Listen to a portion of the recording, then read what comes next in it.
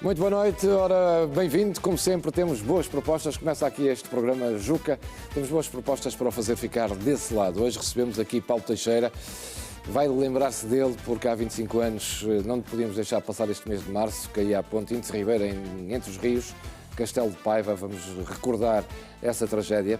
Também Teresa Paixão tem uma vida dedicada à RTP e à vida pública. E vai estar aqui connosco para falarmos também um bocadinho de televisão e não só. E ainda vamos percorrer o mundo com o Lionel Ferraz, que em 2025 andou sozinho pela Europa ao volante de uma moto, veja só. Ele vai ser o nosso convidado. Temos a informação objetiva com a Stella Machado e vai haver aqui uma reportagem que é não perder na segunda parte deste programa. Venha connosco, começamos agora mesmo.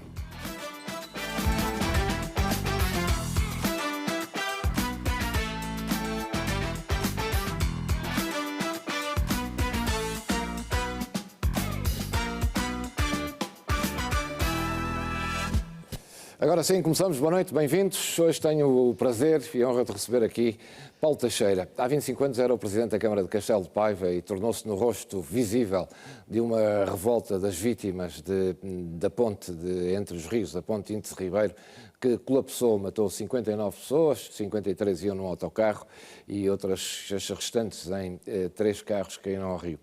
E tenho o prazer porque eu estava lá nessa altura.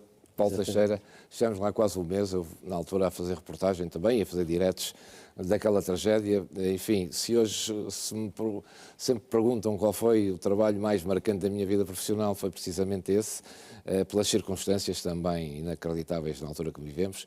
Obrigado por ter vindo, sei que veio de propósito para estar aqui hoje connosco. Paulo, o que é feito de si?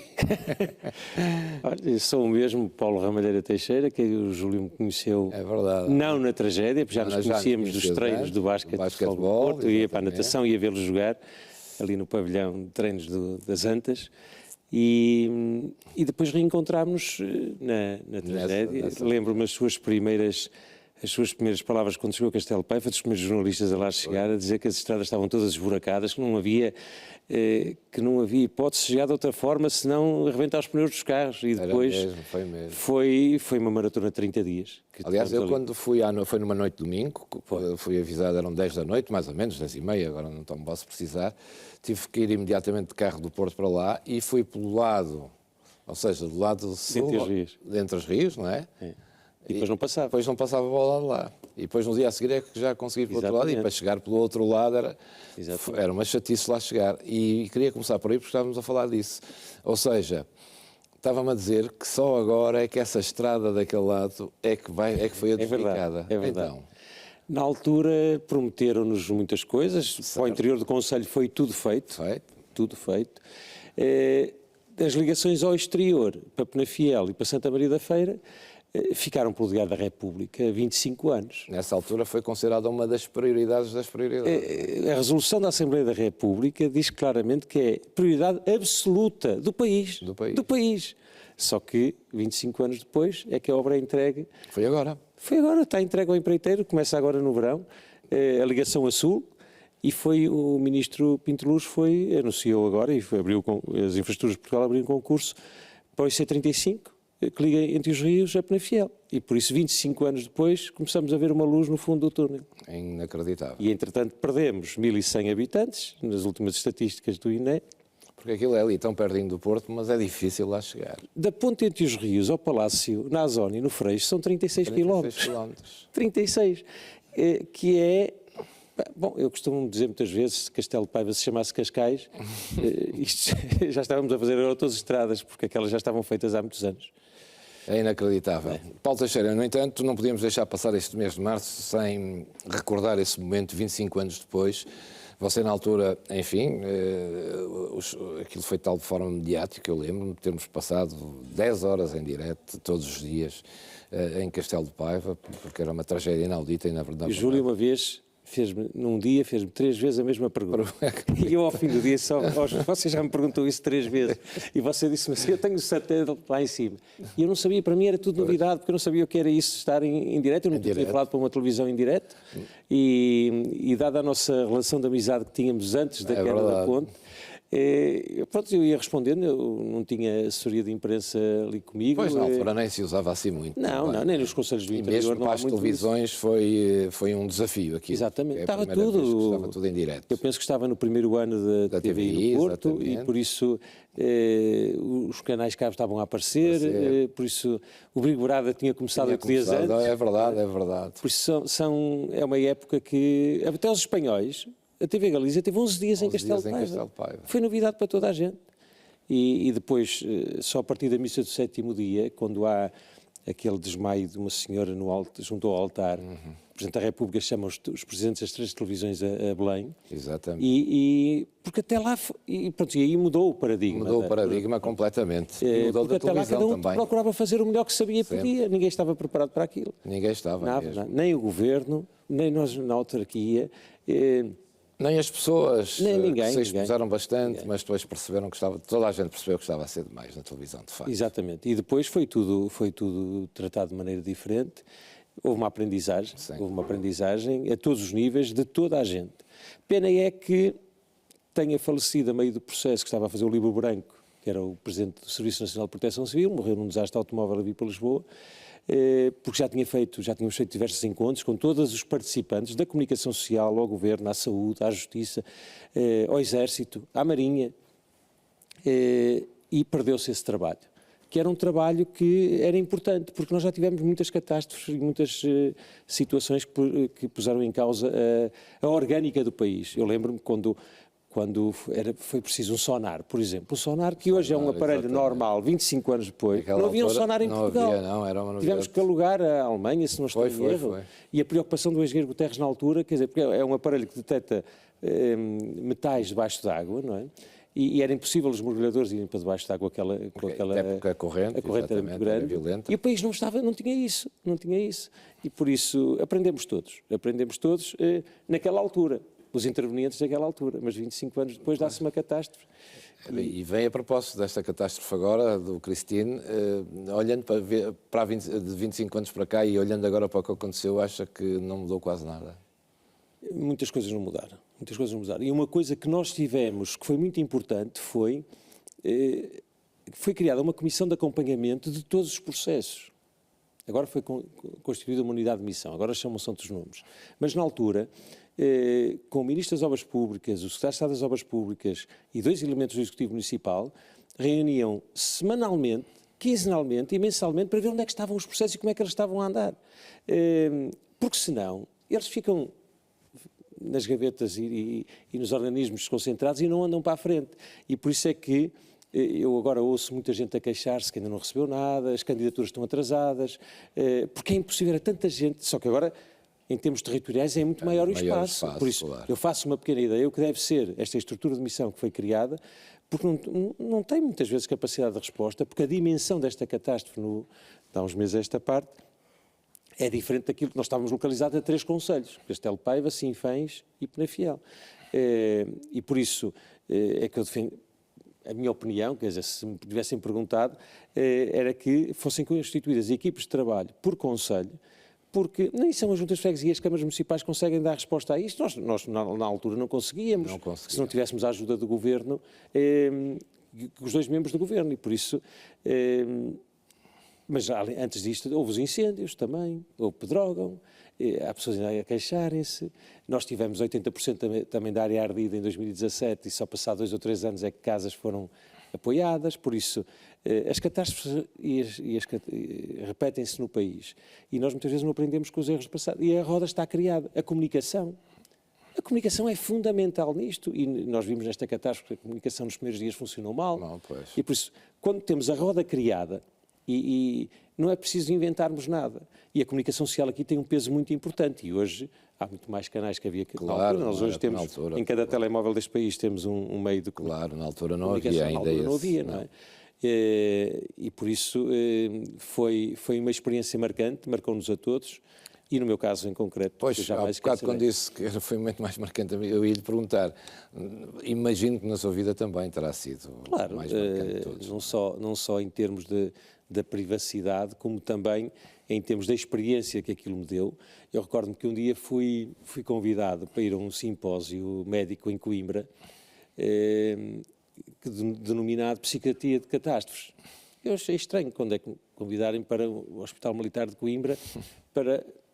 E depois cheguei à conclusão, era a única pessoa que lá estava com experiência prática. E não era médico, nem para lá caminhava. Por isso, foi uma experiência, o encerrar o luto. Há coisas que nos marcaram, os contactos com membros do governo. Foi uma experiência a todos os níveis, que aquilo envolveu muitos ministérios. Aliás, foram 19 membros do governo em 23 dias a Castelo de Paiva. Não há memória em nenhum conselho deste país. Nunca tinham lá ido. Alguns nem sabiam como é que iam para lá. E por isso... mas aí o engenheiro Guterres teve, e eu sempre defendi na altura, porque eu conheci-o de perto, estive várias vezes sozinho com ele após aquela tragédia, eu não o conhecia antes. Ele teve a percepção de que só vindo ao terreno é que as coisas se resolviam. Por isso é que eu digo que a verdadeira regionalização, eu vivia em Castelo de Paiva. Não tive que vir ao Terreiro do Paço para decidir as coisas que era preciso fazer lá. Penso que era o doutor Santos Silva, era Ministro da Educação. E na deslocação que fez a Castelo de Paiva, nós precisávamos de uma pré-primária, de uma pré-escola. E ele foi ao terreno comigo e disse: porque é que isto não é feito? Eu não precisava de dinheiro do governo naquela altura para fazer a pré-escola. Já tínhamos o terreno, tínhamos o projeto. Precisava de um parecer da Direção Regional de Educação do Norte que dissesse que o projeto estava de acordo com a lei. E passado um ano a escola estava feita e estava inaugurada. E por isso, nós muitas vezes, os autarcas, ter que vir a Lisboa por causa de um cais da costagem no Douro, por causa de um centro de saúde, da construção de um quartel da GNR. Quer dizer, as pessoas não fazem a mínima ideia. Então, conselhos como o nosso, que dependem de 7 distritos deste país, para resolver as coisas dos conselhos de Castelo de Paiva, Arouca, Sinfãs, Rezende, os organismos concentrados estão por vários distritos e que obrigam os autarcas, por exemplo, para se fazer uma casa em reserva agrícola, nós temos que ir a Braga. E se for chumbado em Braga, temos que ir a Lisboa. Mas isto cabe na cabeça de alguém, não faz sentido. E por isso é que eu digo, e tenho isso escrito, que vivi a verdadeira regionalização em Castelo de Paiva, porque era uma frase, esta frase é do Dr. Jorge Sampaio, pensar local e agir local. Coisa que muitas vezes nós vínhamos falar com os membros do Governo de Lisboa, eles às vezes nem sabiam onde é que eram os conselhos, como é que se iam para lá. Claro. Paulo, apesar de tudo, 25 anos depois, as pessoas vivem em paz naquela zona? Eu falo por mim. Sim. Eu perdi o pai aos 16 anos de um acidente de automóvel. E sei onde é que está o corpo do meu pai. Há familiares das vítimas, que eu não posso falar por eles, mas claro. Nós somos um povo profundamente católico e só com o funeral, só com a cerimónia fúnebre e o enterrar do corpo é que se cessa essa ligação. E há mais de 3 dezenas de corpos que não apareceram. Nunca apareceram. Por isso, eu acredito que nós somos todos seres humanos, uns conseguem passar mais facilmente o luto, outros não, mesmo quando o corpo aparece. Por isso acredito que ainda haja pessoas que tenham um sentimento de impunidade perante aquilo que lhes aconteceu. Sendo certo que compreendi isto melhor quando vejo, por exemplo, equiparando com os combatentes do ultramar português. Há muitos agora, 50 anos depois, a receber tratamento e fala-se no tratamento pós-traumático. E por isso, passaram 25 anos de pessoas que perderam os seus familiares, não sabem onde é que estão os corpos. E depois, cada vez que... Ainda ontem apareceu de manhã um corpo junto à água no Cais de Sardona. Veio-me logo à baila a questão de Entre os Rios. É assim, eu não tive nenhum familiar, mas era o Presidente da Câmara e estive ali 30 dias, mas estive ali anos a resolver problemas de Castelo de Paiva inerentes ao que nos aconteceu. E por isso, chama-nos logo a atenção quando acontece qualquer coisa no Douro, para o problema que nós vivemos há 25 anos. Mas acredito que ainda haja pessoas que não tenham encerrado... Tem contacto ainda com familiares das vítimas? Tenho, eu vivo em Castelo de Paiva, nós somos a 6 mil habitantes. Mas ainda é tema de conversa? Penso que ainda há pessoas que falam nisso. É evidente que eu não estou diariamente em todo o Conselho, tenho a minha atividade profissional fora de Castelo de Paiva, mas acredito que ainda haja pessoas que façam comparações, e então agora que se celebraram 25 anos, as promessas não cumpridas, por exemplo, ainda agora há muita gente cética e que não acredita que as estradas vão ser feitas. uma delas já está entregue à empresa construtora que a vai fazer. Mas há pessoas que dizem, e com razão, só quando as máquinas estiverem no terreno. Há outros que dizem só quando ela estiver feita. Outros que dizem só quando eu circular nela. Porquê? Porque estamos cansados de ser enganados. Foram 25 anos a ser enganados. Apesar de tudo, a ponte na altura foi feita, não é? Foi feita a ponte e reconstruída a outra. E por isso é que há ali um processo administrativo que nos obrigou a fazer uma ponte ao lado, não foi reconstruída propriamente em Ribeiro. O que é certo é que o projeto estava pronto. 13 meses depois da queda da ponte, a ponte foi feita. Por isso é sinal que estava tudo pronto, não havia vontade política para fazer dos sucessivos governos que tivemos antes da queda da ponte. Ainda hoje não foi encontrada total responsabilidade sobre o que aconteceu. Porque é assim, quando nos assaltam uma casa e nós é constituído de arguido uma pessoa que nem sequer passou lá na rua, não é? Nunca mais, o julgamento que der, ele é absolvido porque não tem nada a ver. E por isso eu disse na primeira sessão de julgamento que as pessoas que foram a tribunal para serem julgadas, a maior parte não tinha nada a ver com a queda da ponte e por isso o julgamento não ia dar em nada, como não deu.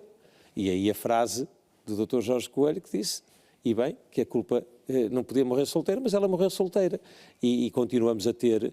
É difícil em Portugal de nós termos governantes condenados. Até porque nós tivemos uma época da governação no pós-25 de Abril que nós, a alturas de meio ano, tínhamos a mudança de um membro do governo. Eu, em 12 anos, tive vários ministros das obras públicas, por isso alguns nem aqueciam os lugares e por isso havia ali uma rotação nos governos que não tinham conhecimento do país, não conheciam o território, muito menos os dossiês daquilo que era preciso fazer e por isso ninguém que poderia ter decidido a construção de uma nova ponte e das acessibilidades que nós precisávamos, ninguém foi responsabilizado. E a questão da drenagem das areias do Douro ficou resolvida? Foi feita um estudo pelo Laboratório Nacional de Engenharia Civil e eu tenho isto escrito. Isto que eu vou dizer está escrito. Eu espero que não haja outra tragédia no Douro agora por causa da ausência de drenagem do Douro. Porque o Douro, nomeadamente ali na zona de entre os rios, sofre a confluência do Tâmega e depois mais acima do Paiva. Tem muitos rios de grande dimensão a desaguarem no Douro. E nós temos um turismo fluvial no Douro impressionante. E há zonas onde o Laboratório Nacional de Engenharia Civil definiu 3 ou 4 zonas em que era preciso drenar. Era preciso dragar o rio, não é? Porque, por exemplo, agora não sei, mas ainda há poucos anos, debaixo da ponte entre os rios, o calado era 9 metros, não é? Porque e não há extração de areia há 25 anos, por isso. Só que há ali zonas que eu tenho receio que a qualquer momento possa acontecer, porque temos os barcos hotéis a passar ali, temos uma série de embarcações turísticas e por isso... Mas tem toda a gente medo. Agora que está tudo legislado, tem que haver um controle mais apertado e tem que haver o cumprimento da legislação, porque isto está em área da República. Há uma quantidade, não sei se são 200 mil metros cúbicos de areia que é preciso dragar. Uma parte fica nas praias fluviais e outra é que seria alienada. E por isso a legislação está criada, mas também os sucessivos governos não têm dado sequência a isso. Por isso o país às vezes... parece que o relógio para e não se cumpre aquilo que está em Diário da República também. Paulo, só para terminar, queria ter ido mais Castelo de Paiva. É um concelho que... Mudou depois disso? Na altura foram investidos mais de 100 milhões de euros em Castelo de Paiva, em vários anos. Isso criou uma dinâmica económica no concelho. Houve empresas, mesmo estrangeiras, que vieram para lá, mas estávamos sempre... Eu vendi uma zona industrial... Não é? Vendi uma zona industrial como Presidente da Câmara a prometer acessibilidade, não é? E acredito que agora haja uma nova esperança, apesar de termos perdido 1.100 habitantes, não só que haja também o retorno de alguns, que outros venham viver para Castelo de Paiva. Castelo de Paiva é caracterizado por pessoas com boas qualificações em termos de trabalho e espero que estas acessibilidades tragam uma nova vida ao concelho que bem preciso. 25 anos depois. 25 anos depois. Ainda vive com isso? Eu acredito, aliás, o Júlio conhece-me a viver no Porto. Eu saí do Porto há 30 anos, porque acreditava, no interior do país, acreditava num país que estava a entrar na União Europeia, que tinha projetos de estradas por todo o lado e que acreditava, foi a única coisa que falhou na aposta que eu fiz em ir viver para o interior. Hoje vê-se muita gente pós-Covid a pensar assim, e eu já há 30 anos pensava assim, só que a única coisa que falhou na execução da minha ideia foi as acessibilidades. E nós hoje demoramos 1 hora, 1 hora e 1/4 a chegar ao Porto, quando com estas acessibilidades feitas ficamos a meia hora. Por isso eu acredito no futuro Castelo de Paiva, tem um potencial muito grande, 13 km de frente para o Rio Douro, com 4 rios, montanhas, e por isso é uma terra que dá gosto de viver e onde há qualidade de vida.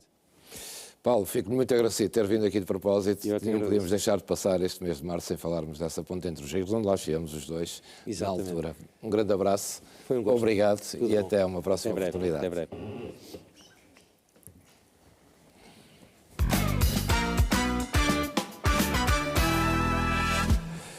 Mudamos de tema agora. A minha próxima convidada tem 4 décadas de ligação à RTP. Esteve 25 anos à frente de programas infantis, depois da direção da RTP2.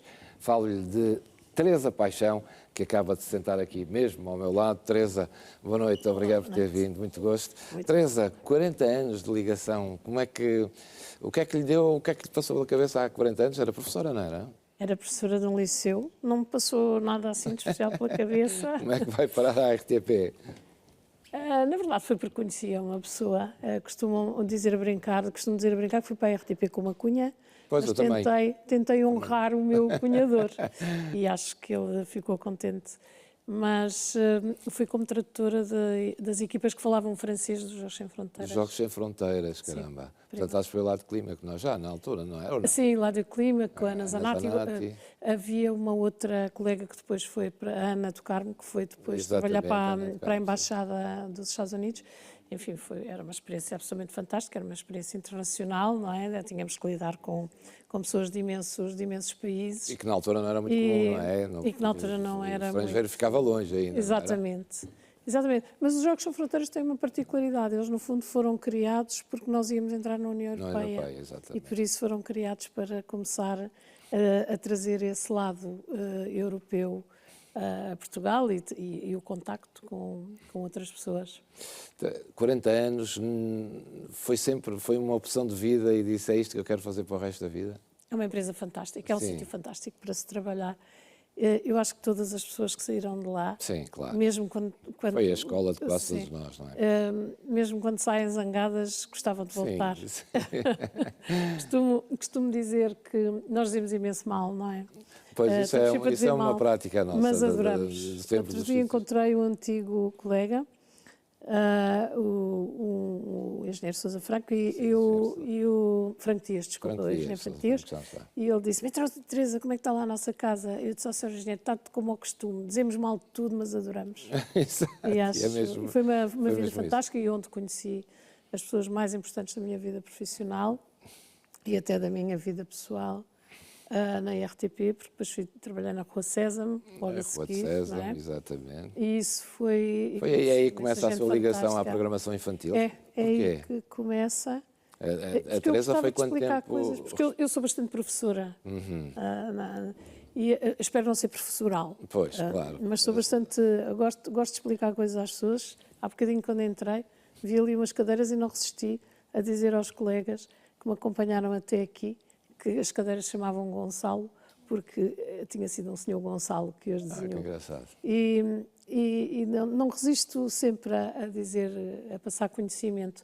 E gostava imenso de escrever para explicar coisas. E, portanto, a Rua Sésamo era uma experiência extraordinária de tornar era o que é difícil para uma criança de 5 anos, tornar simples, não é? E, portanto, foi uma experiência magnífica. Os portugueses têm a noção da importância que a programação infantil, os desenhos animados ou outros têm na sua formação, ou não? Eu acho que as pessoas apreciam bastante a programação infantil que a RTP proporcionou. Sim, sem dúvida. No sentido que percebem que é muito educativo e que as crianças aprendem. E nesse sentido eu acho que sim. E é seguro. Há mensagens seguras. Seguras, claro. E nesse sentido, eu acho que sim, que as pessoas apreciaram bastante. Eu encontro de vez em quando algumas pessoas que falam, quando sabem que eu fui responsável durante 25 anos pela programação infantil, que agora está de resto muito bem entregue a uma outra pessoa, que é a André Basílio, que trabalhou comigo 5 anos. Tem uma extensa programação infantil. Sim, tem bastantes horas. E por isso, eu acho que as pessoas, quando falam comigo, dizem, eu lembro-me disto e aprendi aquilo. Aliás, um colega nosso, que acho que que o Júlio conhece ainda melhor que eu, que é o Gilberto, sim, que me falava um dia, dizia: o meu filho está obcecado com os argonautas, sabe tudo do mar, e etc. Portanto, as pessoas tinham consciência de que as crianças aprendiam. E têm consciência da importância que a RTP2 tem? Eu acho que elas têm, porque embora elas não vejam, elas dizem que veem, portanto... Pois, exatamente, claro, claro. Digamos, quando nós mentimos, entre aspas, sobre uma coisa é porque achamos que a devíamos fazer, não é? Nós vamos ao médico e o médico diz: então, come muito açúcar. Não como nada. Não é verdade, mas nós, como achamos que não devíamos comer, temos embelezamos a realidade. Acho que em relação à RTP2, enfim, não gosto de fazer elogios em... Não, mas faça, olha, tenho um para lhe fazer até. Que é um bocadinho chato, mas acho que a RTP2 é um canal, digo isto com certa vontade, porque a maioria dos programas não são feitos por mim, não é? São feitos por outras pessoas e são só escolhidos por mim. É um dos canais mais diversificados da Europa neste momento, eu acho que continua a ser, e tenho a certeza que continua a ser. Porque, embora seja um canal cultural, a cultura é muito abrangente, não é apenas... não há 3 ou 4 coisas que nós consideramos... Não é alta cultura o tempo todo, sem não dúvida, eu acompanho imenso. É um canal cultural que é muito abrangente, tanto lhe pode contar a história dos Caldos Knorr, como lhe pode contar a história ou a reconstrução da Notre-Dame. Portanto, acho que é muito diversificado. Eu vou vendo, olha, acompanho na RTP2 há anos... É onde eu vejo as séries. São todas séries, magníficas. Sim, porque as séries europeias, e descobri-as todas na RTP2. Não há série que eu não acompanho na RTP2, devo-lhe dizer. Um dia perguntei a um colega meu da RTP, disse: quem é responsável pelas séries da RTP? Pois. E até lhe disse: olha, dá-lhes parabéns. Não, dá-lhes parabéns porque eu vejo as séries todas. Na altura pouca gente via, que eram séries europeias. Sim. E de facto... Mas esse foi um bocadinho, enfim, aquilo que nós descobrimos foi que, quando começou a haver imensas plataformas, as séries americanas estavam por todo lado e iam estar por todo lado. E, portanto, fomos buscar... Aliás, alguém já fez isto antes de nós. Alguém foi buscar a Gabriela. Pois, alguém foi, claro, um dia, exatamente, foi buscar. E também foi um grande... Pois, mas estas séries europeias não tínhamos cultura disso, acho eu, pelo menos. Não. Séries suecas, finlandesas, israelitas, croatas, vi séries... Sim. Tenho visto séries de todo lado. A primeira série, na verdade, foi a Borgen. A Borgen foi a primeira que eu vi. Exatamente. E eu recordo-me que um grande amigo, até de quem continuei absolutamente amiga, como a Borgen foi todos os dias, porque havia ali questões de gestão que nós ainda não conseguíamos ter para uma série cada dia. E eu lembro-me dele ter escrito um artigo em que dizia: a Teresa Paixão, como fazia programas infantis, agora imita o modelo e põe a série todos os dias, mas ninguém aguentará ouvir uma língua que não conhece todos os dias. E não, ele não acontece. Eu já vi séries de todos os países europeus quase que lá vão passando e vejo-as todas. A RTP2 personifica aquilo que desde sempre se achou que devia ser o serviço público. Não, a RTP2 nasce, o seu estatuto no início, há um documento que diz que a RTP2 vai servir para repetir noutras horas o que der no 1, para o caso das pessoas. Sim, era uma espécie de RTP Play. Ela, na verdade, nasce com nesse conceito. Portanto, nem sequer, na sua definição primeira, em 1968, a RTP2 nasce a 25 de dezembro de 68, nem sequer teria produção própria. Era para repetir o que dava no 1. Mas, felizmente, o ser humano depois não resiste, não é? Claro, a fazer evoluir. E evoluiu. E hoje é o verdadeiro serviço público, Teresa? Eu acho que é um belo serviço público, mas não acho que seja o único canal de serviço público. Claro. Eu acho que em todos os canais à nossa disposição existem alguns momentos de serviço público, no sentido de haver em todos os canais programas que são para faixas do mercado especiais, não é? Claro. Que as pessoas, uma pessoa que gosta imenso de coisas para o grande público, outros para uns para o grande público e outros até para disciplinas e competências específicas. Por exemplo, uma pessoa que gosta imenso de questões do mar, tem o Mar Sem Fronteiras, que o Canal 1 passou, que foi feito no Atlântico, ao pé dos Açores, etc. Portanto, eu acho que todos os canais têm alguma coisa de serviço público. E, na verdade, em alguns momentos em que nos parecem que as coisas são mais a mais mainstream, se nós quisermos, nós encontramos aprendizagens. Eu vou agora aqui defender o Fernando Mendes. Eu às vezes vejo o preço certo também para ter um banho de realidade. Não é? Vermos o país. Exatamente. Conhecermos o território. A representação do país está ali de um modo muito mais honesto, muito mais genuíno do que em qualquer reportagem que tem um olhar, depois, que tem um olhar diferente. Portanto, acho que há muitas formas de olhar para o serviço público. Acho que a RTP2 faz um tipo de serviço público. Claro. Não necessariamente o serviço público, é um tipo de serviço público. Teresa, ao longo destes anos todos teve a possibilidade de acompanhar a evolução da televisão, a chegada das privadas, enfim, e agora de todos os canais, enfim são imensos. A televisão melhorou? Eu acho que a televisão ficou diferente, também melhorou, em determinados aspectos também melhorou. Tem muito mais diversidade, acho que se encontrou uma maneira de as pessoas mais... Antigamente, não se esqueça de uma coisa, eu fui para a televisão em 1988, mas sou espectadora da televisão para aí desde 65 ou 66, não é? E nessa época, antes da televisão privada, só ia à televisão o saber, não é? O professor Vitorino Mésio, e assim... E depois digo, eu vou brincar e espero que as pessoas, eu nunca fiz nenhum comentário sobre as televisões privadas, mas agora é um comentário genérico, porque acho que nós também fazemos isso, na RTP, de certo modo. Agora também há um bocadinho o achismo, não é? Aquilo era, iam para lá os que estudavam e agora vão os que acham. Mas eu confesso, Júlio, que cada vez mais me apetece falar sobre coisas que não sei. Porque nós, quando falamos coisas que não sabemos, também aprendemos com os outros. Agora, se nós sabemos, ficamos a dar um grande sermão. E não há nada mais chato que ir a um jantar e apanhar uma pessoa que acha que sabe e dar-nos uma conferência. E nós, em vez de irmos a um jantar, vamos, mas é uma conferência. Nós não queríamos, nós aceitámos ir a um jantar, não é? Não era uma conferência. E, portanto, eu acho alguma graça a isso. Acho que a televisão melhorou em muitos aspectos, no aspecto técnico, nos cenários e na diversidade de pessoas, não é? Embora eu tenha gostado imenso de estar viva quando o professor Vitorino Mésio fazia as suas palestras, ou de estar viva quando o José Atalaia explicava o Mozart e etc. Mas o mundo evolui num sentido diferente e eu acho que a televisão privada alargou o espectro às pessoas mais comuns, e eu já aprendi imenso com pessoas absolutamente comuns. Não? Pois, aprendemos sempre desde com toda a gente, desde que se queira. Não é, desde que se queira.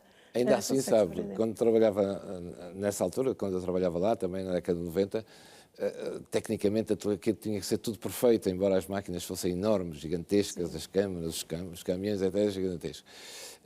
Houve uma evolução tecnológica, mas hoje mete-se no ar uma imagem qualquer, nem que seja de telemóvel. Porque há pressa, não é? Porque há pressa, nós tínhamos mais tempo. Perdeu-se essa exigência ao longo dos anos? Sim, essa exigência, acho que por um lado existe coisas tecnicamente muito bem feitas, sobretudo ao nível do grafismo e do movimento, mas obviamente depois há pressa. Eu acho que nós ainda vivemos uns anos, bons anos, no momento em que havia tempo para fazer, e agora há pressa porque há 8 da noite 50 vezes ao dia, não é? Antigamente havia 8 da noite uma vez ao dia e agora há 50 vezes ao dia, portanto há essa pressa. Nesse sentido, acho que sim, podem em alguns momentos estar pior. E outra coisa que eu tenho um bocadinho de pena, embora provavelmente isto é uma coisa completamente elitista, até se quiser, é que se vir as fichas técnicas dos programas da RTP, os cenários, a música dos genéricos, etc., eram de pessoas verdadeiramente muito boas, não é? De artistas mesmo. De artistas. Desde o arquiteto Souto Moura até ao Júlio Pomar, houve imensa gente a fazer cenários. E o Vitorino de Almeida, o Eurico Carrapatoso, essas pessoas todas, o João Luís, o arquiteto, há um programa da Maria João Seixas, assim, que é do João Luís Carrilho da Graça, enfim, isso eu acho... Eram programas mesmo de autorais, não é? Exatamente, isso eu acho que se perdeu, e não digo que fosse tudo, obviamente, não acho que tenha que ser tudo assim, mas acho que de vez em quando valia a pena. Nós tivemos agora uma experiência dessas, na RTP2, um debate cultural do António Pinto Ribeiro, cujo cenário é do Gabriel Abrantes, que recebeu até um prémio em Cannes, com o filme Diamantino. Portanto, foi mesmo uma vontade de ir buscar um artista para fazer o cenário. Obviamente, eu acho que não deve ser tudo assim, mas tenho pena que não se faça mais vezes ir à procura de pessoas. As fichas técnicas dos programas da RTP, que se podem ver, de resto, no arquivo, são absolutamente magníficas. Gente que marcou mesmo a época. Se fizer agora um balanço dos seus 40 anos, o que é que marca mesmo a RTP? Não lhe vou perguntar o que é que lhe marcou mais. Tem algum programa que a tivesse dado substancial prazer em relação a todos os outros? Não. Sim, acho... Os Jogos Sem Fronteiras é uma grande experiência, não é? Todos os programas que tiveram, na verdade, uma experiência, um encontro internacional. Os Jogos Sem Fronteiras, a Rua Sésamo, as participações com a Eurovisão.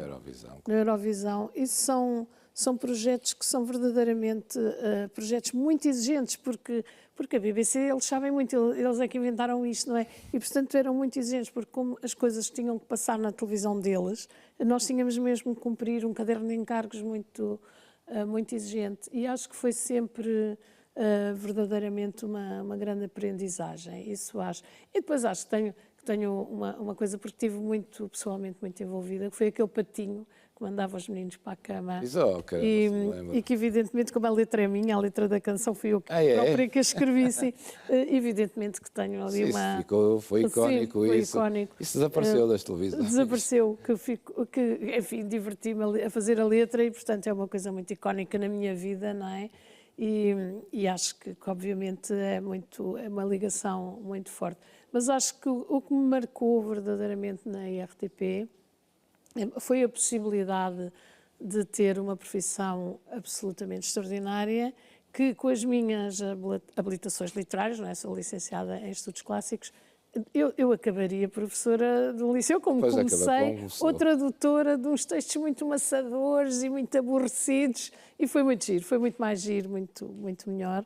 E estava a dizer há bocado a nossa colega que me caracterizou, olha, o que eu lhe desejo é que daqui a 40 anos penso que teve uma vida profissional tão feliz como a minha. Teve certeza, Teresa, e agradeço-lhe isso também, obrigado. Por isso também hoje queremos tê-la aqui também para marcar isso mesmo. Obrigado pela sua presença e continuação de bom trabalho e obrigado por tudo o que nos deu ao longo destes 40 anos. Obrigada, Júlia. Foi um gosto, obrigado, um beijinho. Até à próxima.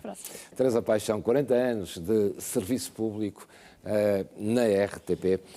Enfim, já não é fácil encontrar assim pessoas.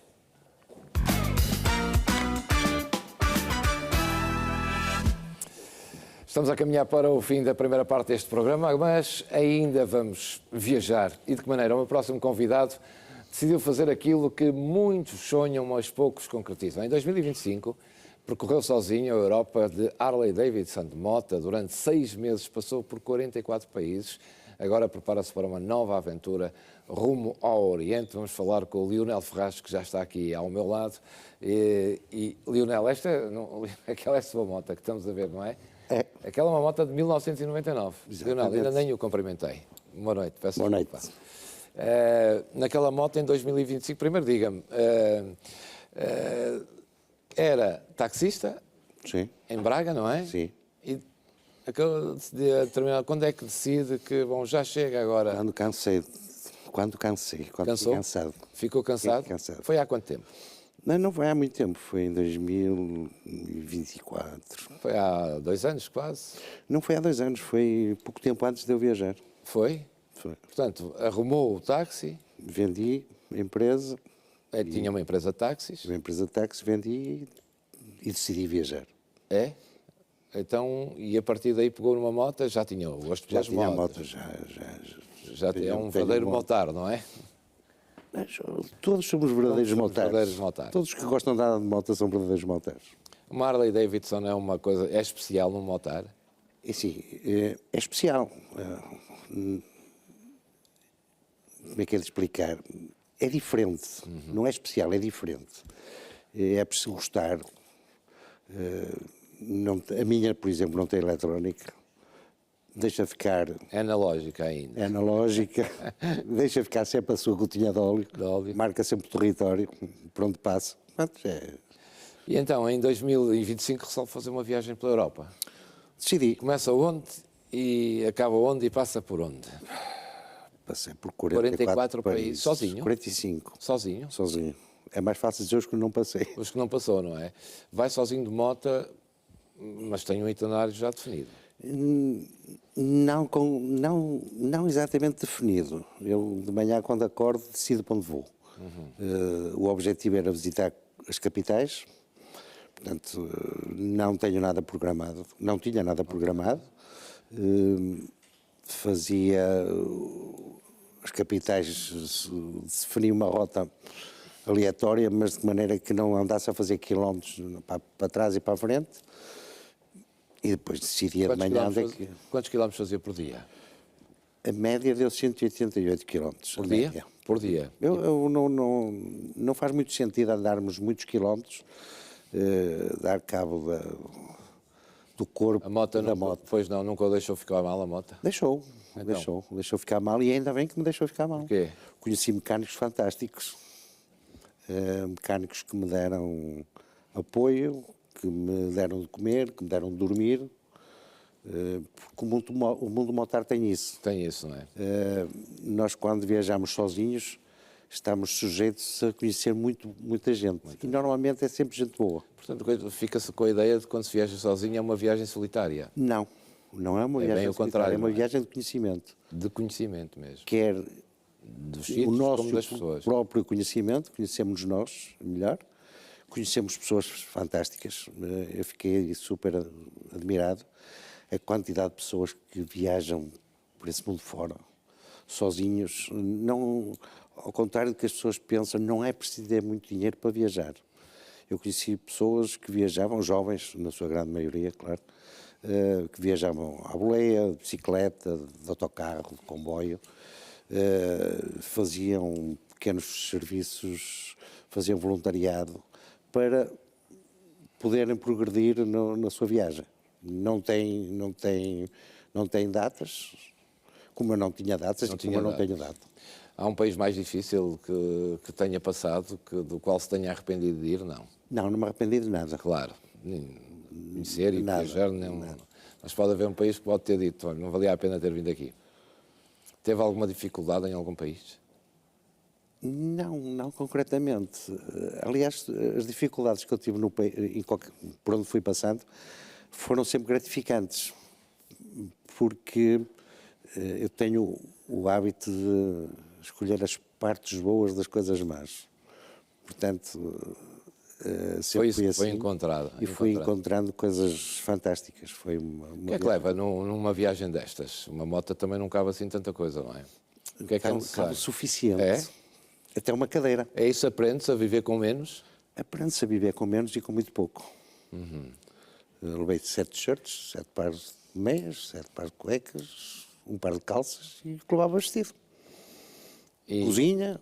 Leva uma cozinha também? Uma cozinha, leva um fogão, uns tachos para cozinhar, uma tenda? Ferramenta, uma tenda. Cabe tudo na moto? Cabe tudo na moto. E depois é meter gasolina, né? Gasolina. Desta vez vai ser mais cara a gasolina. Vai ser mais cara agora. E depois dessa viagem já está a pensar noutra, não é? Já estou a pensar. E então, conte-nos lá o que é que vai acontecer agora. Não sei. Não? Ninguém sabe. Mas está a pensar a partir de quando? Não está, já tem alguma... Eu penso partir no dia 18 do próximo mês, de abril. 18 de abril? 18 de abril. E agora qual é o rumo? O rumo é atravessar toda a Europa em direção à Rússia. À Rússia? Sim. O ano passado não consegui visitar. Era um país da Europa, era uma capital da Europa que estava no itinerário. E acha que vai conseguir este ano, nas circunstâncias em que se vive? Acho que sim. É? Acho que sim. Portanto, vai daqui... Já tenho visto. Já tenho visto? Já tenho tudo. Portanto, vai daqui para a Rússia de moto? Vou para daqui para a Rússia de moto. Quantos dias são daqui lá? Eu tenho que chegar lá no dia 1 do mês que vem. É? Tenho 15 dias para chegar lá. Para chegar lá. Depois da Rússia, qual é o objetivo? Depois deixo para a Arménia, para a Geórgia. Vou tentar entrar também na Bielorrússia, que também não me deixaram entrar o ano passado. Pelo simples facto de estava de moto. De moto. Só não entrei na Bielorrússia porque estava de moto. Sim. Não me deram explicações, mas motos não podiam entrar pelaquela fronteira. Depois Cazaquistão, Uzbequistão. Vai fazer aquela zona toda. Mongólia, depois volta à Rússia.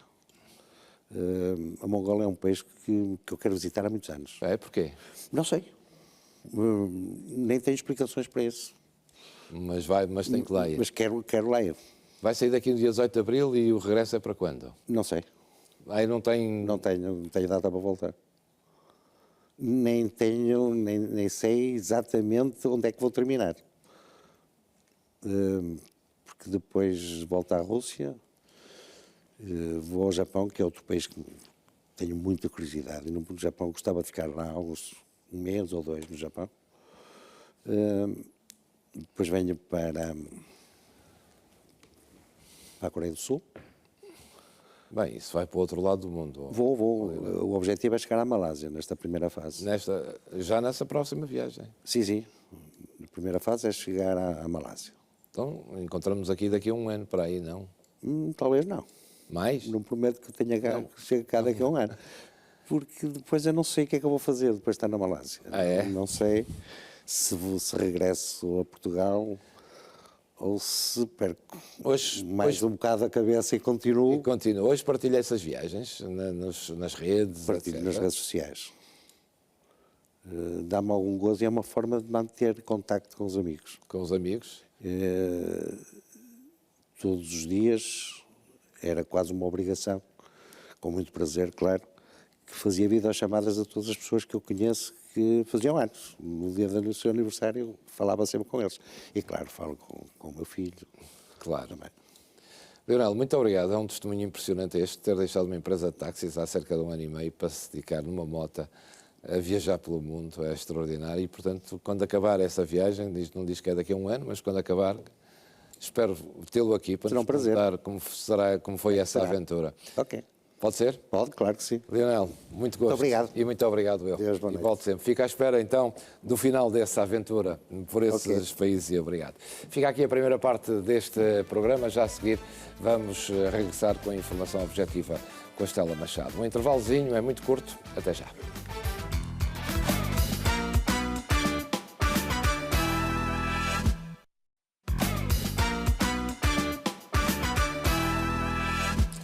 Segunda parte deste programa é imprescindível. A esta hora chega a informação objetiva aqui com a Estela Machado. Estela, boa noite. Olá, Júlio, boa noite. Foco da informação, quinta-feira.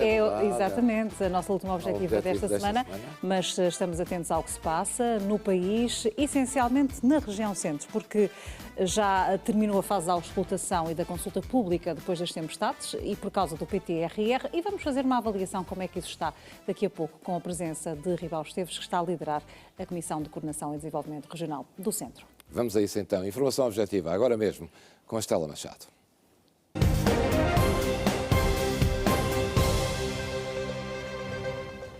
Boa noite, bem-vindo. A objetiva de hoje coloca no dinheiro os mais de 300 milhões de euros que já estão aprovados em apoios, para além da ajuda de emergência para o centro do país. O tempo urge para muitas famílias e empresas em desespero, sem seguros ou à espera deles, e para as autarquias que também têm de reerguer vários edifícios e equipamentos danificados ou destruídos. No dia em que o Governo anunciou um excedente orçamental de 0,7% do PIB no ano passado, o Ministro das Finanças assegurou que há margem para o Estado para atuar na resposta a estas crises provocadas pelas tempestades. As seguradoras já resolveram 75 mil sinistros de um total de 180 mil que foram comunicados, mas há ainda atrasos nos pagamentos. Do lado das empresas, ouvem-se reparos aos critérios para o apoio à manutenção de empregos. Algumas unidades ficaram com serviços suspensos relacionados com danos sofridos por terceiros, não estão abrangidas, ao contrário do que se pensava. Neste momento, há ainda zonas do país sem comunicações. É o que acontece, por exemplo, no concelho de Pombal. Em entrevista ao Conta Lá, o Presidente da Câmara revela que o pior já passou, mas ainda não está tudo resolvido. E temos uma significativa parte da nossa população sem comunicações. Estamos a falar de famílias e de empresas. E nas empresas com uma consequência de diminuir a sua atividade económica, e isso tem impactado muito em termos negativos na dinâmica dos nossos territórios. E, portanto, não está nada tudo resolvido. ainda está longe, está tudo resolvido. Porque se formos ainda para a floresta, ainda temos milhares de quilómetros de caminhos florestais para limpar, para desobstruir.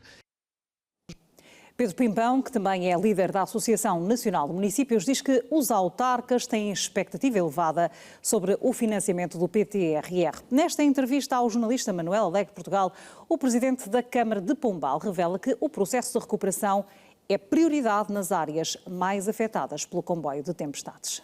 A principal preocupação é ter financiamento para podermos avançar com um conjunto de intervenções, seja na reabilitação de escolas, na recuperação da rede viária, onde também temos aqui um investimento muito significativo e, portanto, a principal preocupação agora é encontrar mecanismos também de apoio financeiro a estes municípios para ajudar este processo agora de recuperação e de avançar com obras também no âmbito daquilo que são os nossos equipamentos municipais. Está nesta edição o Presidente da Comissão de Coordenação e Desenvolvimento Regional do Centro, Ribal Esteves. Boa noite, bem-vindo ao Conta Lá. E nesta objetiva vamos começar por colocar o nosso foco no seu trabalho, que tem já 3 semanas? 4 semanas, já fez 4 semanas. O Ribal Esteves chegou numa altura em que as tempestades já tinham decorrido, em que o problema estava instalado. Como é que tem sido assegurar aquilo que é necessário e prioritário neste momento? Em verdade, uma palavra de muito gosto em estar no Conta Lá e a falar da região centro. E falar da região centro é falar de uma região fantástica, que nós queremos que seja um centro de oportunidades, mas que infelizmente, na última década, tem estado no centro das calamidades do nosso país. Desde os incêndios de outubro de 2017 até aqueles que devastaram a Serra da Estrela em 22, Pedrógão, etc. Nós temos sido o centro da calamidade, mas estamos empenhadíssimos em passar a ser o centro das oportunidades. Isto porquê?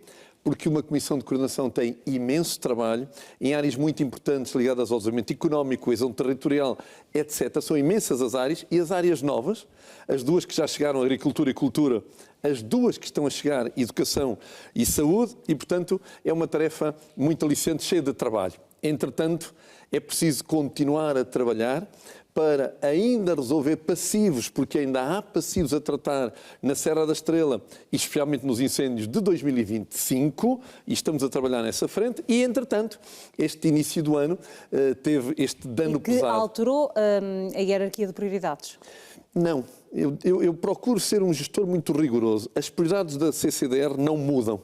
Aquilo que nós temos é um trabalho acrescentado que tem uma premência de respostas rápidas diferente de tudo o resto. Mas ou seja, não tira os outros importância a nada. Estão parados, é isso que está a dizer? Pode parar, mas pode este acaba por ser uma urgência. É uma urgência, eu uso a palavra premência, no sentido em que há uma reação rápida que está no terreno, que está a ser dada nas várias componentes do apoio ao rendimento, do apoio à reparação das habitações, do apoio à reparação da capacidade produtiva das empresas, na agricultura. Enfim, tudo isso está em desenvolvimento. O apoio aos municípios para reparar os danos nas infraestruturas públicas, tudo isso está em andamento e, portanto, tem uma prioridade e tem uma premência naquilo que chamamos a reação rápida e depois, no âmbito da aposta que o Governo fez e que eu subscrevo, o tal PTRR, que tem o R da resiliência, que é nós fazermos mais, que aumenta a capacidade do território para reagir a este tipo de danos que a natureza, enfim, provavelmente nos vai continuar a trazer, e o T da transformação, de procurarmos, com os alertas que estes fenómenos nos vão dando, capacitar o território a vários níveis, nomeadamente no que respeita à sua fortaleza económica. Ora, a Ministra do Ambiente ainda alertava hoje mesmo que a adaptação às alterações climáticas é a maior questão do país. Disse-o lá fora, mas cá dentro, e nomeadamente na região centro, que já se lida com a questão dos incêndios, ninguém esperava uma situação destas e este comboio de tempestade. Não havia ainda resiliência. Ribal Esteves, o que é que há agora a oportunidade de fazer com aquilo que já estava em andamento para que essa resiliência seja uma realidade? Há aqui dois aspectos que eu gosto de salientar. Em primeiro lugar, a natureza manda.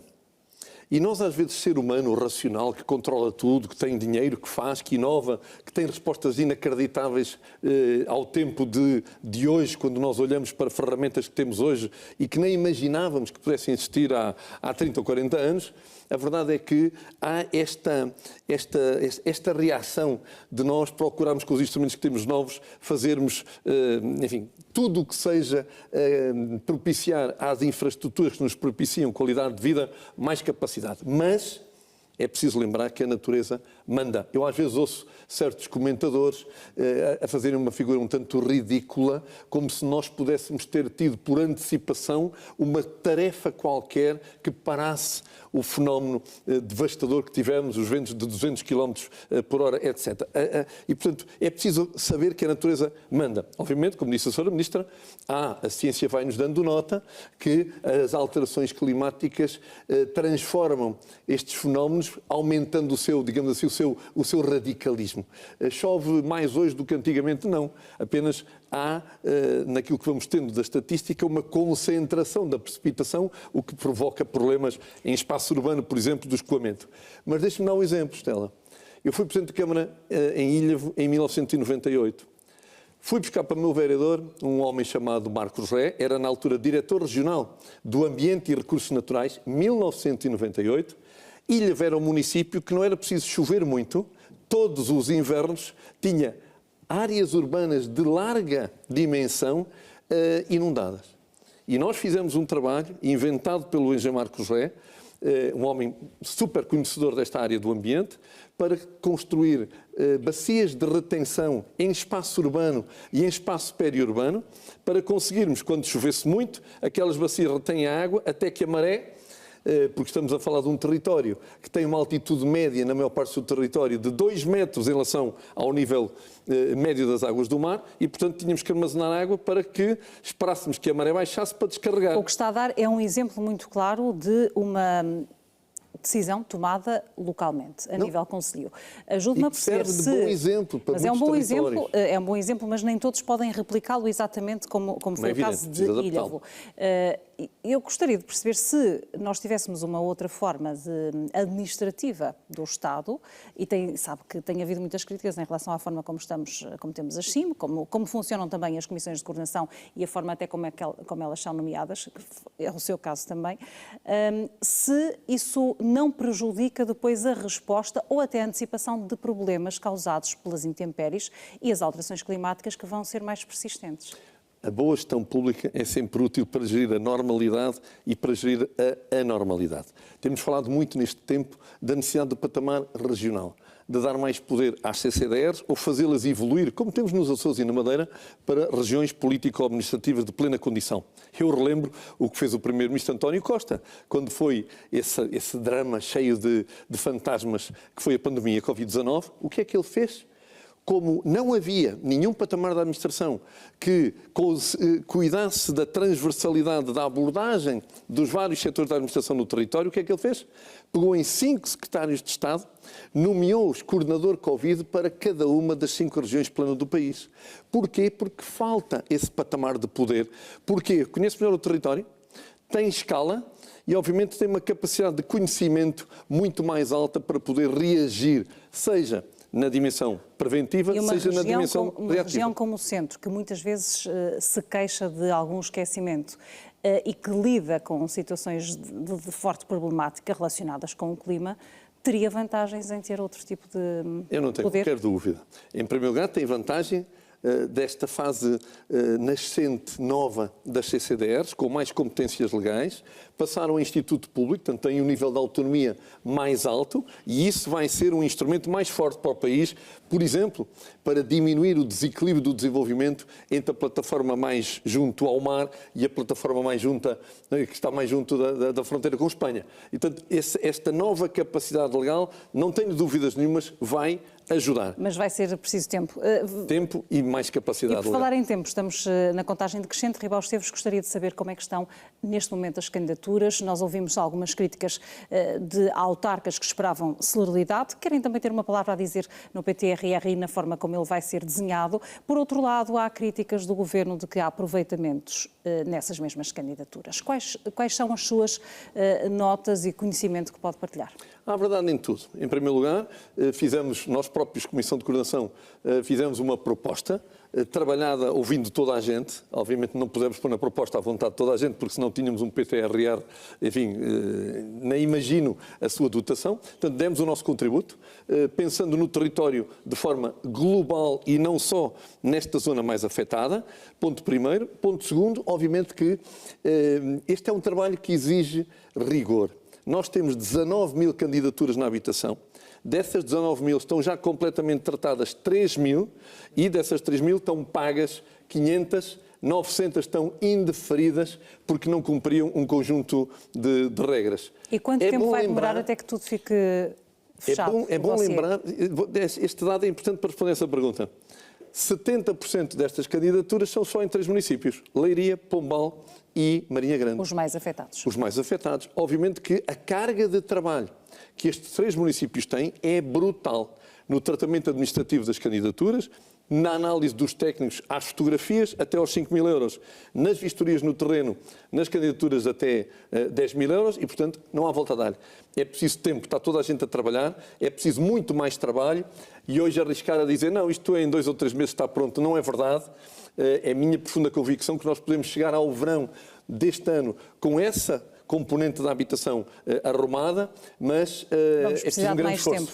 Vamos precisar mais tempo até que tudo fique... Absolutamente. É porque é bom lembrar que esta gente, estes técnicos que estão a trabalhar nesta componente, estão a trabalhar nas outras componentes todas, os equipamentos municipais, a rede viária que se danificou, o apoio às IPSS. Portanto, há aqui uma múltipla frente que de repente apareceu. E os técnicos não passaram de 10 a 100 de repente, porque obviamente o país está numa situação de pleno emprego, não temos a engenharia desempregada para de repente termos mais capacidade de resposta. Portanto, dou o testemunho de que está toda a gente a trabalhar muito, procurando fazer, obviamente, bem, porque também há o combate à fraude, para que, obviamente, o processo chegue aos cidadãos o mais rapidamente possível. Nos próximos meses percebemos. Ribeiro Esteves, muito obrigada por ter vindo partilhar essa nova, o ponto de situação e também a nova experiência agora na Comissão de Coordenação e Desenvolvimento Regional do Centro. E assim estamos a fechar esta edição da Objetiva.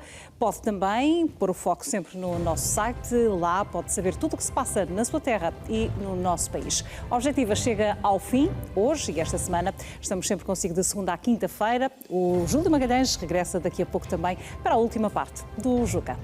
Boa quinta-feira, boa semana.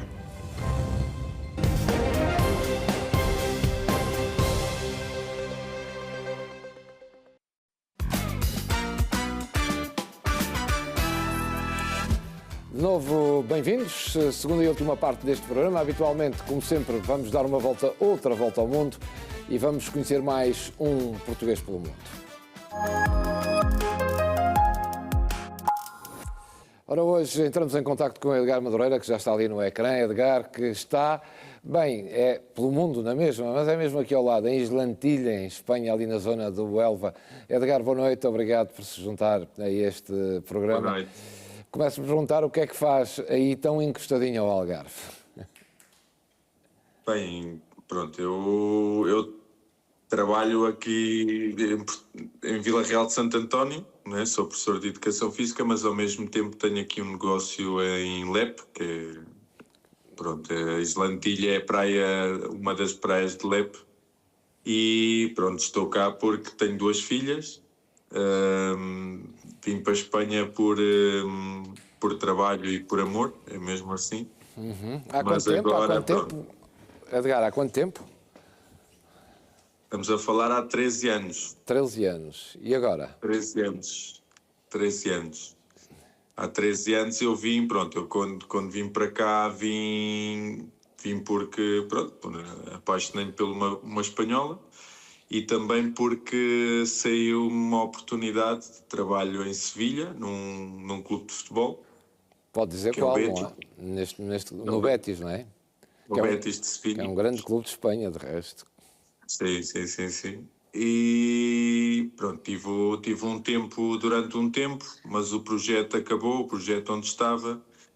Depois comecei um projeto aqui em Islantilha, num hotel onde havia aqui um género de uma clínica. Pronto, eu sou especialista em exercício e em biomecânica, e então pronto, havia um projeto em que trabalhávamos através do exercício físico com algumas pessoas de vários países, do mundo inteiro, mas passado um tempo recebi outra vez o convite do Betis para ir como readaptador da primeira equipa do Betis e resolvi aceitar outra vez, mas coincidiu com o nascimento da minha filha e da primeira, tenho duas, e as coisas não foram fáceis porque pronto, não tinha o apoio dos meus pais, não tinha o apoio na altura dos pais da mãe das minhas filhas em Sevilha, e então foi complicado e voltámos aqui para a Islantilha e a partir daqui criei o meu negócio e como já era professor de Educação Física em Portugal, como estava perto da fronteira, decidi concorrer outra vez a professor e tenho o meu lugar, sou um professor do quadro, sou efetivo em Castro Marim e tenho esse negócio onde ajudo pessoas a readaptar e a recuperar de lesões e a prevenir algumas lesões e a optimizar o seu rendimento desportivo e pessoal. Vive do lado a lado da fronteira. Vive da Islantilha. Vive mesmo em Espanha. Vive em Espanha. No seu caso não se pode dizer que tem saudades de Portugal, pois não? Tenho.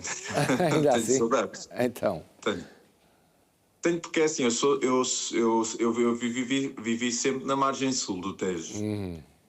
Ou seja, então os meus pais, a minha família, não é? Os meus grandes amigos, o meu contexto está ali, não é? Então eu cresci ali, cresci em Valmelhaços, é uma zona ali da margem sul, perto das praias, estudei em Lisboa, então também fui jogador de handball, joguei handball em Lisboa também, fiz toda a minha vida ali.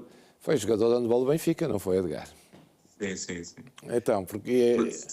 Felizmente sim, e pronto, faço parte da história do Benfica. Fui um dos últimos a ser campeões nacionais de handball do Benfica.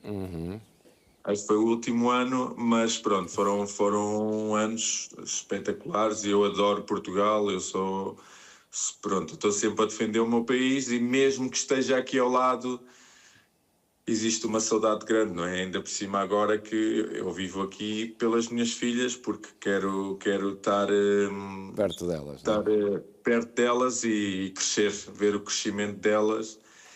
Mas Portugal para mim vai ser sempre o país em que eu vou querer regressar, não é? E sempre que posso vou a essa zona.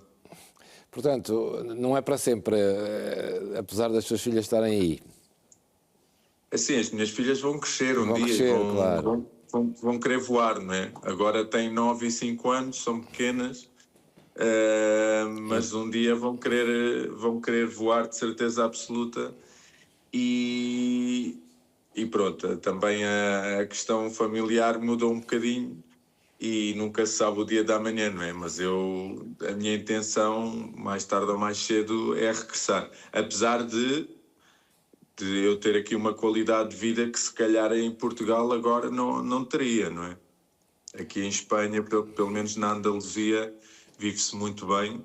A zona onde eu vivo é um paraíso, porque vivo perto da praia, vivo a 2 minutos da praia, onde eu sou um aficionado do desporto, apesar das lesões terem feito com que eu deixasse de jogar, mas é uma zona para fazer desporto, tem uma natureza... Sem dúvida. É uma junção entre muitas coisas e eu acho que para educar as minhas filhas pequenas aqui, eu acho que é ideal. Está feito essa... a nível socioeconómico aqui as coisas estão mais baratas que em Portugal, não é? Edgar, está feito esse retrato, desejo-lhe felicidades, nota-se que, enfim, está satisfeito com essa vivência que tem, apesar das saudades ali da margem sul, da sua família e dos amigos. Obrigado por ter juntado a nós, muitas felicidades. Ok, obrigado. E um grande abraço, Obrigado. Até uma próxima oportunidade. É mais um Português no Mundo que ficamos a conhecer aqui neste programa. Mesmo para fechar, vamos recordar apenas que daqui a pouco vamos ter mais uma grande entrevista, hoje conduzida pela Ana Sofia Vinhas, a partir das 23 horas. Agora, vamos... Por agora, e porque também queremos diversificar aqui neste programa, quero-lhe dar conta de uma história, porque este é o objetivo deste canal, contar histórias de pessoas, do património, de Portugal, e há histórias que merecem mesmo ser contadas. E por isso paramos hoje no Planalto Mirandês para conhecer a Dorinda Bernardo, há mais de uma década que percorre as aldeias ao volante de um salão de cabeleireiro sobre rodas. Não veja esta reportagem, não se vai arrepender. Já voltamos a falar.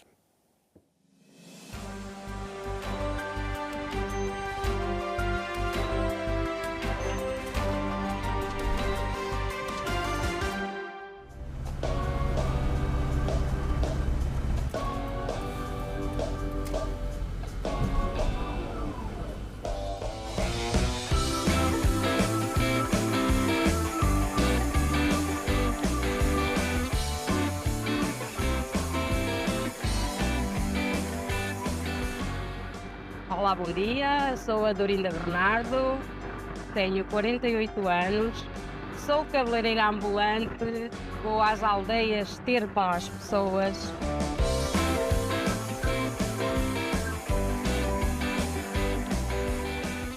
Há 11 anos que a Dorinda percorre as aldeias do Planalto Mirandês, ao volante de um salão de cabeleireiro sobre rodas.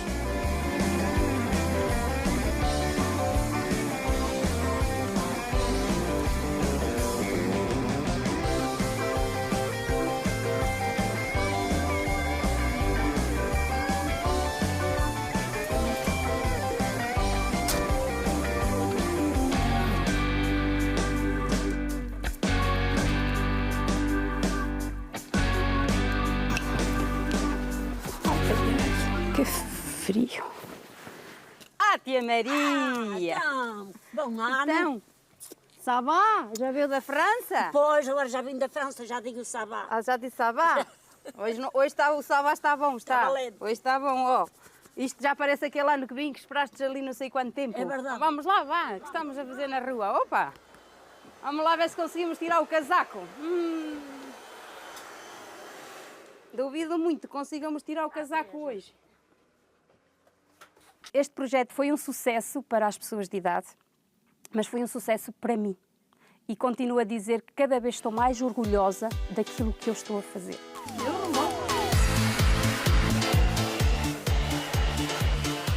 Bom dia, minhas senhoras. A água vai de carrinho. Da bodeada das Paixões, venham garrafas de vinho. Sabia?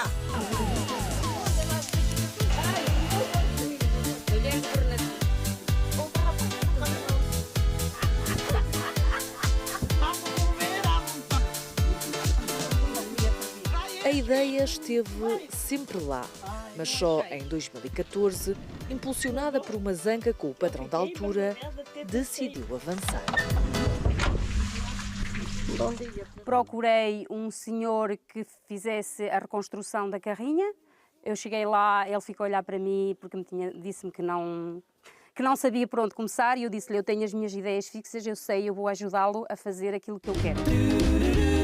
Em apenas 2 meses, a carrinha estava transformada num autêntico salão de cabeleireiro. Bom dia! Bom dia, bom Tudo dia, bem? bom dia. Aqui Era um vai fazer uma abraço! festa. Era assim um abraço bem apertado? Era. Normalmente tenho contactos de quase todas as pessoas, mas quando não tenho de quase todas, então ligo para o princípio da aldeia, para o meio da aldeia e para o fim da aldeia. Então elas, entre todas, vão se avisando umas às outras que, olha, a Dorinda vem, X dia, X hora. Então está tudo combinado. E depois o atendimento aqui de manhã é por ordem de chegada. Normalmente vêm e elas não se importam de esperar. Elas fazem aqui sala. No inverno é mais complicado, temos que nos acanhar ali todas na carrinha. Mas no verão estamos na rua, abrimos a porta, conversamos, estamos toda a manhã aqui a conversa. Ajuda aí a Tiana. Deixa que eu vejo. Ela vê. Já está.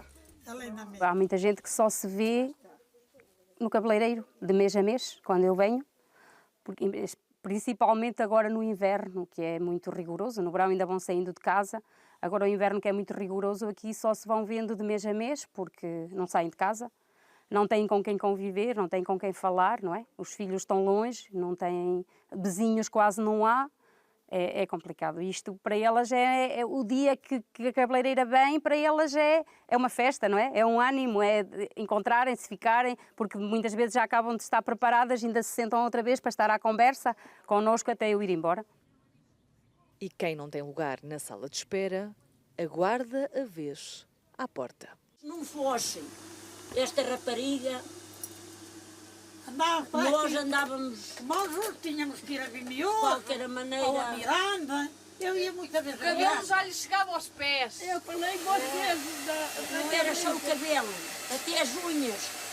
Porque há muitos velhinhos que já não podem. E isto foi a coisa melhor que nos apareceu. Está sempre à mão, venho cá, não preciso de estar à espera, não preciso gastar para ir a Vimioso ou a Miranda.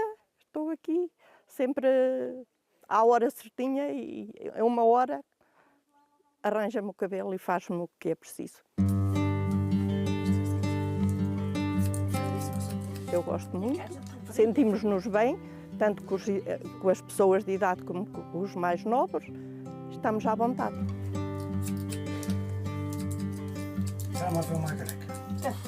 A Dorinda, no início, passava por 35 aldeias, dos concelhos de Mogadouro, Vimioso e Miranda do Douro. Hoje já são menos, mas ainda tem mais de uma centena de clientes. Tenho perdido aldeias porque estão sem gente. As pessoas de idade vão desaparecendo, umas vão falecendo, outras vão para os lares, outros vão com os filhos, então as aldeias estão a ficar sozinhas, não é? Desertas, completamente. E dentro de uns anos sei que isto vai acabar, o projeto vai acabar, porque não há gente.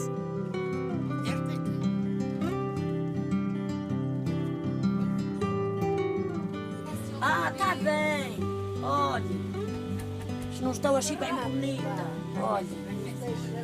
Já começa. A coisa já vai começar, não é? O meu lema sempre foi, eu não vou abusar de ninguém. Eu vou fazer o meu serviço e vou tentar levar que eu ganhe algum dinheiro, claro que eu não ganho muito, mas que vou ganhar algum dinheiro para mim, mas não vou abusar das pessoas, está a perceber? Então os preços são muito acessíveis. Ora, eu subi €1, está bem? 8 e 2, 10,5.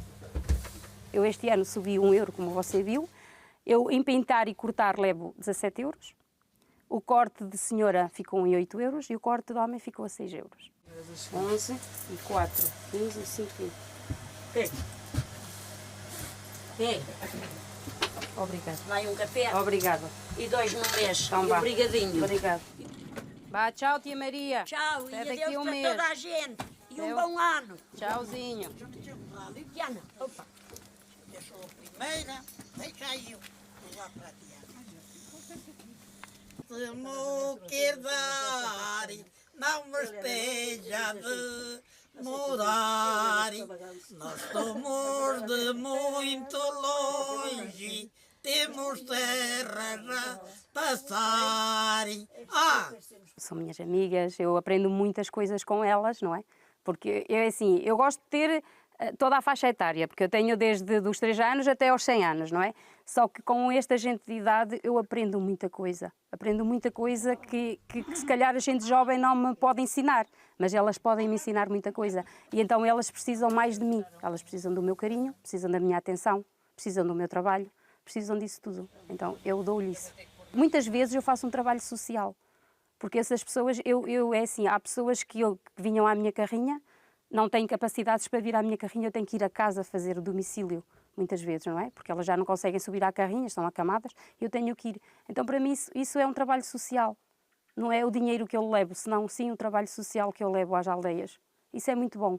E havia de haver mais gente como eu a fazer outros serviços que possam levar às aldeias, porque as aldeias estão esquecidas.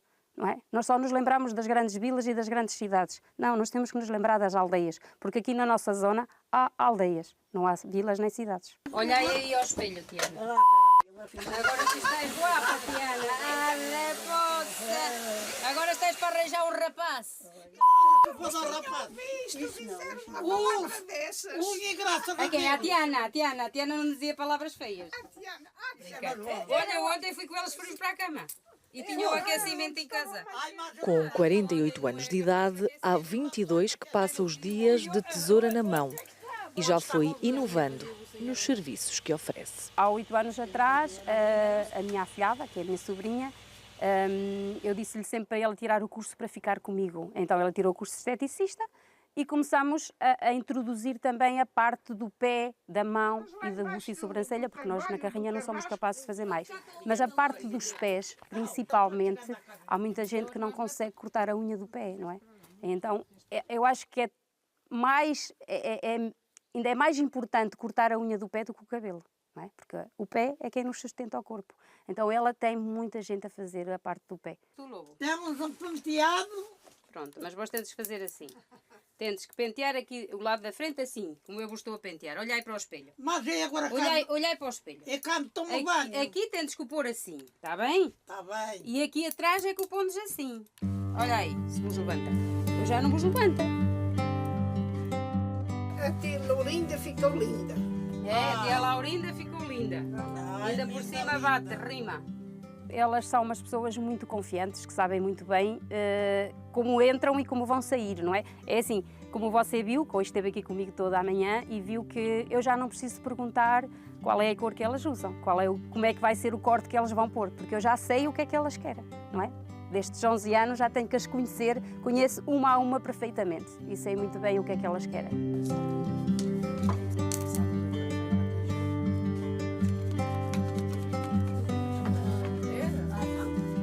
É uma maravilha. Porquê? Diga lá. Olha, porquê? Porque tínhamos que ir daqui à vila, gastar dinheiro. Eu já não tenho pernas. Já ando, este carrinho é meu. Comprei lá do Linda. Tenho alto. Obrigada, filho. Obrigada. Este carro é o seu? É. Este carro é o meu. Muita saúde para todos. Um bom ano. E tudo de bom. Vou ver se ainda vejo o meu rapaz ali na garagem. Então não foi para Miranda, veja se por vir aqui de mim. Zé, está tudo bem? Um bom ano.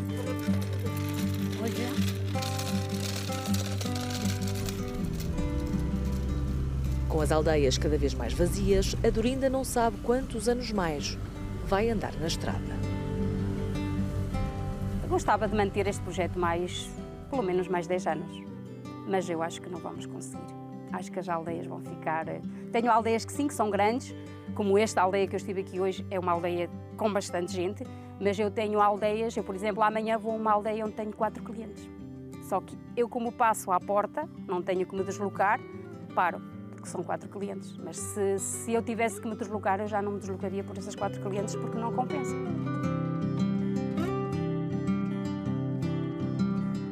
Devia haver mais coisas assim. Pelo país inteiro? Era.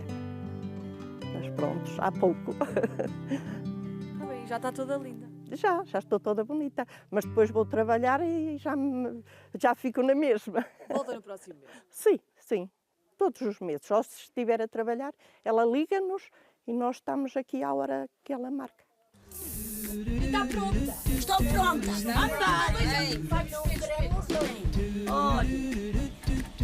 Agora sigo para outra aldeia, aqui mais próxima. Tento fazer sempre 2 aldeias próximas uma da outra, que é para compensar a saída de casa, né? Então,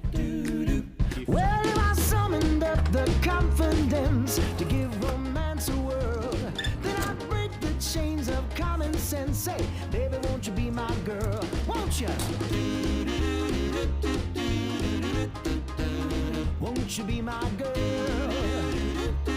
I said, baby, won't you be my girl?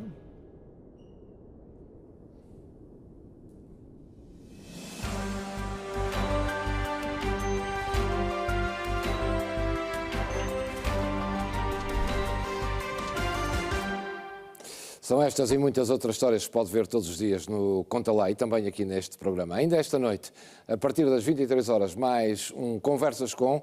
Desta vez, a Ana Sofia Vinhas vai entrevistar Lília Valério. É para não perder, já está a ver aqui nesta imagem, de resto, a não perder a partir das 11 da noite. Este programa despede-se por aqui. Segunda semana está concluída.